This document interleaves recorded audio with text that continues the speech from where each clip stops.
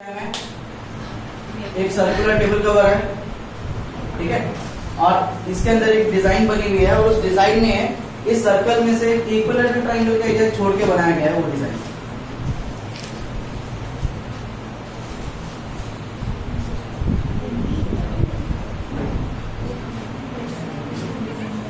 ठीक है, तो जो डिजाइन है वो हमारे इस पोर्शन पे बनी हुई है।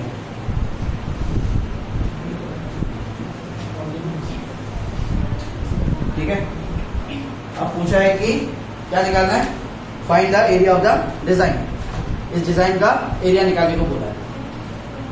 तो डिजाइन का एरिया क्या कर सकते हैं, एरिया ऑफ सर्कल से एरिया ऑफ ट्रायंगल माइनस कर देते हैं। ठीक है, लेकिन इन्होंने क्या किया, हमें सिर्फ सर्कल की रेडियस बताई गई है 32 सेंटीमीटर। ठीक है, सर्कल की क्या बताई हुई है, बस रेडियस बताई हुई है 32 सेंटीमीटर। ठीक है, लेकिन ट्रायंगल का कुछ भी नहीं बताया। अगर ट्रायंगल का साइड बता देते तो हम सीधा लगाते area of equilateral triangle, but triangle की साइड हमें नहीं बताई गई है। ठीक है, तो इसको निकालने के लिए हम बहुत कुछ चीजें कर सकते हैं, जैसे कि यहाँ पे सेंट्रोइड आएगा। ठीक है, centroid divides the median in the ratio 2:1 बोल के ऐसे बहुत कुछ लंबा मेथड आता है। ठीक है, उसमें पहले सेंट्रोइड से फिर तुम ये साइड निकालोगे, इसको 2x पकड़ोगे, इसको x, फिर पाइथागोरस लगाओगे तो एक साइड निकलेगा, तब जाके तुम एरिया ऑफ इक्विलेटरल ट्रायंगल लगाओगे। बट इतना लंबा नहीं करेंगे, सिंपल सा करेंगे, हमें रेडियस मिल गई ना। ठीक है, अब अगर हम देखें एरिया ऑफ शेडेड रीजन अगर हम निकालते हैं, ठीक है, एरिया ऑफ शेडेड रीजन कैसे निकालेंगे, area of circle minus area of triangle, है ना, area of circle minus area of triangle. लेकिन ट्रायंगल का एरिया निकालने के लिए क्या है, एक तो है half into base into height. अब हमें इस ट्रायंगल के बारे में कुछ भी नहीं पता है, ना इसकी बेस, ना इसकी हाइट, ना इसकी साइड्स, कुछ भी नहीं पता है। तो उसके लिए हमें कंस्ट्रक्शन करेंगे। क्या कंस्ट्रक्शन करेंगे, इस सर्कल का एक सेंटर होगा ये O, ठीक है, and this is triangle ABC। और अगर मैं इस O को B, C और A तीनों के साथ जोड़ दूं, ये क्या हो रहा है, रेडियस। O से अगर मैं C तक जोड़ दूं तो भी क्या होगा, रेडियस।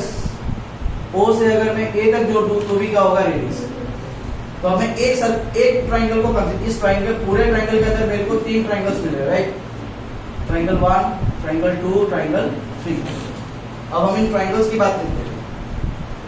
इस ट्रायंगल पे दो साइड हमारे इक्वल है। एक ट्रायंगल को कंसीडर करो, किसी भी एक ट्रायंगल, ठीक है, किसी भी एक ट्रायंगल को हम कंसीडर करते हैं। तो इस ट्रायंगल के अंदर मान लो हमने ये वाली ट्रायंगल ले ली, that is triangle BOC। BOC में देखो हमारे दो साइड इक्वल है, ये और ये दोनों ही रेडियस है। तो ये जो ट्रायंगल है ये क्या बन रहा है, ये आइसोसेलेस ट्रायंगल हुआ ना, जिसके दो साइड्स इक्वल है। ठीक है, तो अब अगर हम इस वाले ट्रायंगल में आते हैं, ये वाले में, तो इसमें भी देखो AO और OC ये दोनों इक्वल है, तो ये वाला ट्रायंगल भी आइसोसेलेस हुआ। अगर हम ये वाले ट्रायंगल पे आते हैं तो इसमें भी देखो क्या है, दो साइड्स इक्वल है, तो ये भी आइसोसेलेस, मतलब हमारे पास 3 आइसोसेलेस ट्रायंगल्स हैं। ठीक है, तो हम एरिया ऑफ ट्रायंगल ना लिख के क्या लिख सकते हैं, 3 इंटू एरिया ऑफ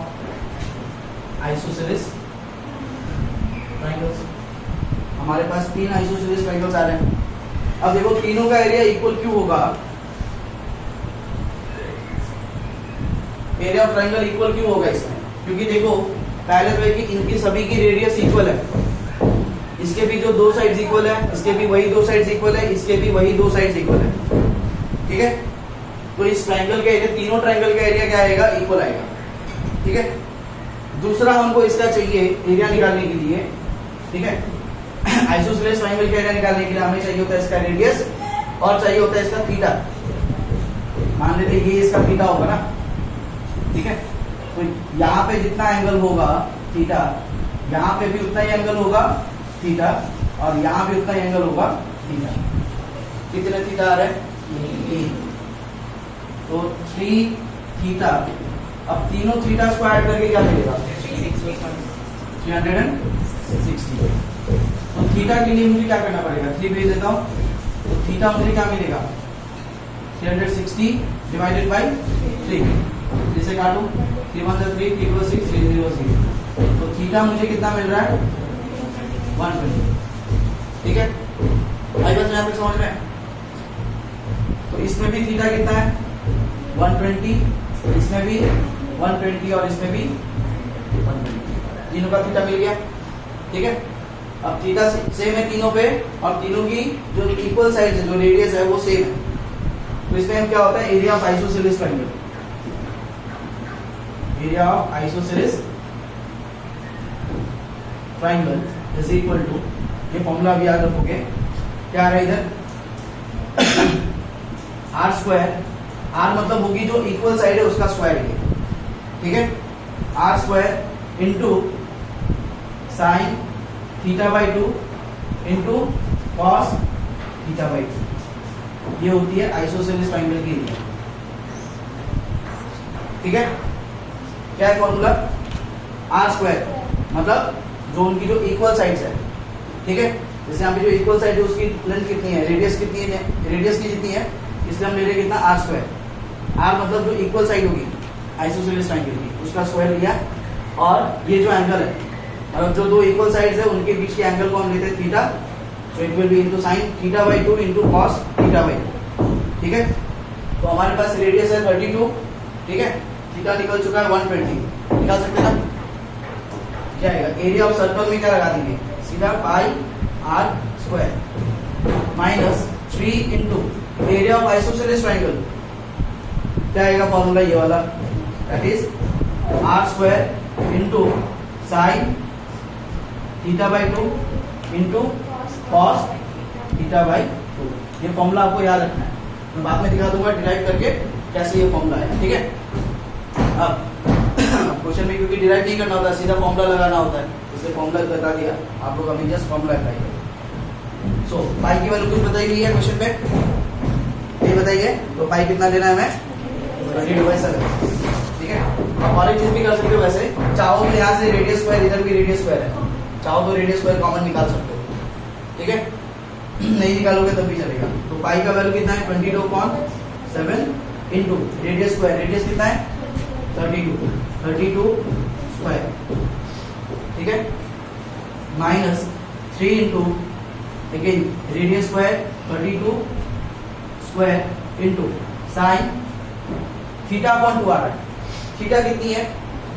120 चाहो तो थीटा बाई 2 अलग से निकाल के रख दो पहले से थीटा बाई 2 इक्वल टू क्या आएगा थीटा अगर 120 है तो थीटा बाई 2 मतलब 120 डिग्री बाई 2 कितना आएगा 60 डिग्री तो थीटा बाई 2 कितना आएगा 60 इधर क्या आएगा साइन थीटा बाई 2 मतलब sine 60 and cos theta by 2 मतलब थीटा बाई 2 भी 60 डिग्री है ठीक है अब 32 स्क्वायर कितना आता है 32 स्क्वायर अब किसी को नहीं पता तो वो देख लो 2 स्क्वायर कितना आता है 4 will be written in 2 digits it will be written as 04 then 3 square 9 और फिर क्या करना है तीनों को मल्टीप्लाई 3 into 2 6 into 2 12 4 2 1024 तो 32 स्क्वायर कितना आएगा 1024 इंटू कितना हो रहा है इंटू 22 ठीक है तो और एक चीज देखो 1024 इंटू 22 है ना ठीक है तो 22 को तोड़ के मैं 2 इंटू 11 भी बना सकता हूँ कर सकते हैं तो इससे आसान हो जाएगा देखो 1024 इंटू 2 कर दो 2 4 8 2 2 4 2 0 0 2 into 1 2 into so 2048 into 11 8 into 1 8 and 2 into 1 2 अब ऐड करो 8 plus 4 8 plus 4 12 का 2 1 कैरी 4 plus 0 4 plus 1 5 0 plus 2 कितना आएगा 2252 तो 22 into 32 स्क्वायर कितना आ रहा है हमारे पास 2252 4 divided by 7 माइनस अब यहाँ पे देखो 32 स्क्वायर ऑलरेडी निकाला हुआ है 1024 इंटू कितना करना है 3 अच्छा देखो अभी के लिए रख दो क्योंकि इधर आएगा ना डिवाइडेड बाई 2 उससे कट जाएगा 32 स्क्वायर को हम लिख देते हैं 32 इंटू 32 इंटू साइन 60, इधर 60 है, ठीक है। साइन के लिए किधर को देखते हैं, इस साइड वाले को, तो 60 के इस साइड कितने फिंगर्स हैं, √3, 3 है ना, क्या आ जाएगा √3 डिवाइडेड बाई 2। देन आते हैं cos 60 में, 60 cos की तरफ कितने फिंगर्स हैं, 1, तो √1 1/2, ठीक है। अब चाहो तो इस 2 से आप 32 काट दो, 2 इंटू 16 अगेन 2 इंटू 16, छोटा हो जाएगा, ठीक है। 16 स्क्वायर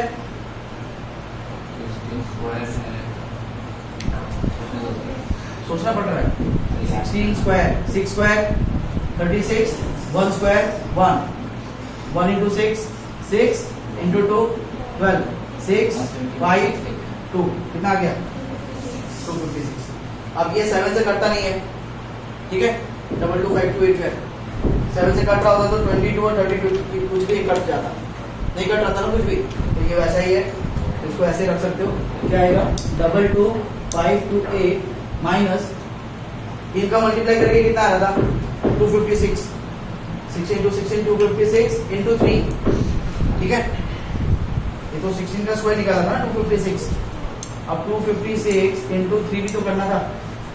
ठीक है, 36 1 25 इंटू 3 75 प्लस 1 76 768, क्या आ गया 768 √8, दैट्स योर आंसर। समझ आया?